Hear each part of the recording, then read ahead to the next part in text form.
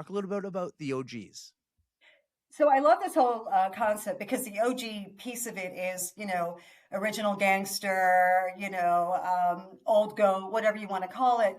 I love that because there's so much preciousism. Preciousism. I don't know if that's a word.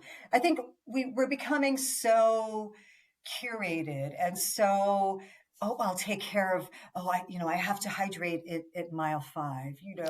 I think there's such a, Take a goo every little, 45 minutes and 15 before. And yeah. yeah. And what I was lucky is because I got a chance to hear from my husband Wayne and his cohorts who were like New York Runners Club back in the 70s, that kind of thing, right? And they would tell me stories about back in the day, because running at that time was slap on your shoes and they're basically slippers with a little bit of rubber at the bottom and you get out the door. That's it. And I loved that whole concept of you do it because it's there to do, right? It's not like you're trying to, oh, I'm doing this for this nonprofit or nothing wrong at all with that. And I applaud everybody who does that. But this is for a person going out just to show themselves I can do this. And I love that concept. So we got into, the origins of running. For example, Citi Field, former Met Stadium, they used to have 100-milers and they would run through like the back of the parking lot, come back through third base, cross finish line, go. I mean, so Wayne has done these and he says he's crossed finish line more than most professional baseball players. The home plate. Yeah. That's so fun. Yeah. So, I mean, literally use these outlets, and they were also used Madison Square Garden for something called pedestrianism, which was reality event of like the late 1800s and early 1900s. And it would be 5 days events where these guys would just run and they would be smoking, betting, food, oysters, bands playing, booze. It was a circus. And pedestrianism was, because you know what?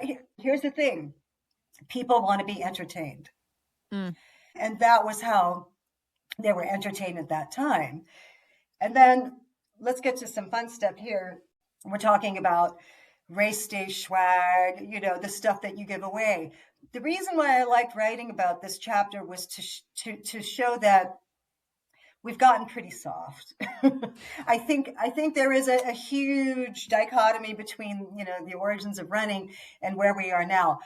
Obviously, we've got John Kelly, and there was a kid in New Zealand who, a 16-year-old who just did a 348 mile. Wow. And we're like, yeah. So again, I think overall, there's so much comfort that gets associated with our daily lives. Things are pretty comfy, right? Yep. So talking about the OGs, and there's nipple rot because when you run a race, and this is before sports bras. The sports bra came about by two women who took jock straps, their husband's jock straps, sewed them together, and Wait, is that for real? Real. Oh, I need to find these ladies. This is in my book. Check out chapter 6, the OGs of Running, because it lists these two ladies, and it's, so sports bra has jockstrap DNA. Wow. The technology of running gear from like the OG times to now is insane. You've got like your smartwatches, your headphones, like you said, got the our wicking compression fabric. boots for recovery, you got all the fancy stuff. One of my favorite lines I read, and I was going to say this 16-year-old from New Zealand will never know what it's like to run in a heavy cotton t-shirt and basically experience a sandpaper workout. That's it. That's awesome. I'll never get it. That is awesome. And you know what? They're breaking their own limits, And it gives us a chance who are involved with the sport to sit back and make a little fun of it. I'm not being too precious about it. I'm not breaking any records myself. And, I'm so grateful for the sports bra ladies